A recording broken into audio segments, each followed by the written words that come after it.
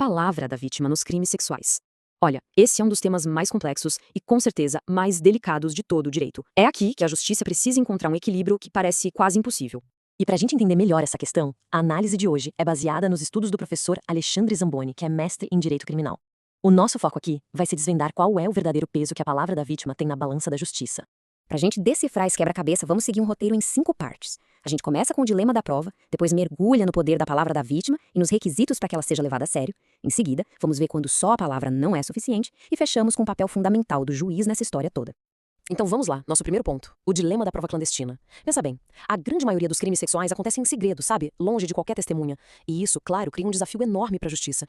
Como é que se prova uma coisa que, em tese, ninguém viu acontecer? A pergunta de $1 milhão é exatamente essa. Como provar um crime que acontece a portas fechadas? Para tentar resolver esse impasse, a lei brasileira se apoia num princípio-chave. E esse princípio é o do livre convencimento motivado. O nome parece complicado, né? Mas a ideia é até que simples. Significa que não existe uma tabela de pontos para cada prova. Um depoimento não vale, por lei, menos que um vídeo. O juiz tem liberdade para basear a decisão dele em uma única prova, contando que ele explique, de forma muito clara e lógica, o porquê daquela prova ter sido suficiente para convencê-lo. E foi justamente com base nesse princípio que a justiça construiu uma saída para não deixar esses crimes sem resposta. E essa saída nos leva direto ao nosso segundo ponto, o grande poder da palavra. E olha, isso não é uma opinião qualquer não, é uma decisão já firmada pelo Superior Tribunal de Justiça, o STJ. A Corte diz com todas as letras que nos crimes de natureza sexual, a palavra da vítima tem um valor de prova diferenciado, ou seja, o testemunho dela não é só mais uma peça no tabuleiro, ele tem um peso especial. Mas aqui vem um ponto de equilíbrio que é fundamental. Dar esse peso especial para a palavra da vítima é uma necessidade, para evitar a impunidade. Só que isso não é um cheque em branco, de jeito nenhum. Esse valor diferenciado não é automático e muito menos absoluto. Ele só passa a valer depois de uma análise muito, mas muito rigorosa. Bom, se não é automático, o que faz um depoimento virar uma prova forte o suficiente para condenar alguém? A justiça usa uma espécie de checklist para isso. E é o que a gente vai ver agora na nossa terceira sessão, os requisitos para a credibilidade.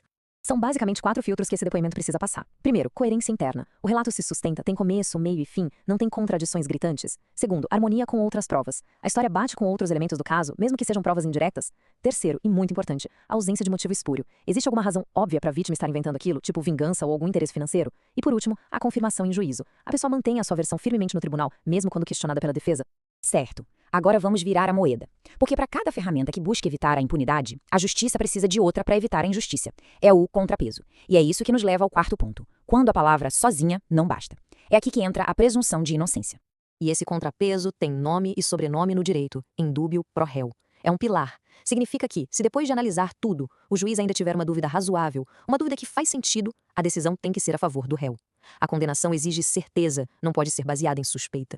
E aqui o contraste fica bem nítido. De um lado da balança, a gente tem o relato que convence. Ele é coerente, ele é plausível e ele se conecta com outras coisas no processo. Do outro lado, tem aquele relato que deixa uma pulga atrás da orelha. É cheio de contradições, parece uma história isolada do mundo, sem nenhum apoio. A grande tarefa do juiz é justamente pesar em que lado cada caso se encaixa. E existem sinais de alerta bem claros que fazem o peso da palavra da vítima diminuir. Contradições muito sérias, uma história que soa fantasiosa demais, a descoberta de uma prova concreta de que havia um motivo para mentir, ou até se a própria vítima volta atrás no depoimento. Quando esses sinais aparecem, uma condenação baseada só na palavra fica quase impossível.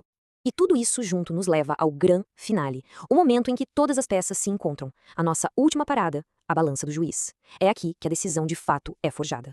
Para um juiz poder condenar alguém com base na palavra da vítima, a sentença dele precisa ser uma verdadeira fortaleza. Ele tem o dever de explicar nos mínimos detalhes por que o relato foi convincente, mostrar como ele se amarra com outras provas, justificar por que ele acredita na credibilidade da vítima e, um ponto essencial, ele precisa derrubar um por um todos os argumentos que a defesa apresentou.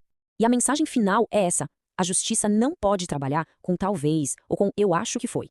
Uma condenação que tem o poder de mudar a vida de uma pessoa para sempre exige certeza. E essa certeza só pode nascer de uma análise crítica e profunda, onde a dúvida foi completamente eliminada.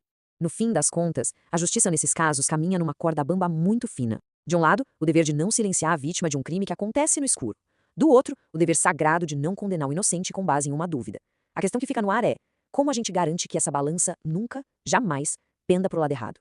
Para continuar aprofundando o conhecimento em direito criminal, a recomendação é mais do que clara. Siga o professor Alexandre Zamboni nas redes sociais. O conteúdo dele é uma fonte riquíssima de informação. E se essa análise aqui ajudou a entender melhor o tema, compartilhe os posts e as ideias dele. Espalhar conhecimento de qualidade é o melhor jeito de fortalecer a justiça. Até a próxima!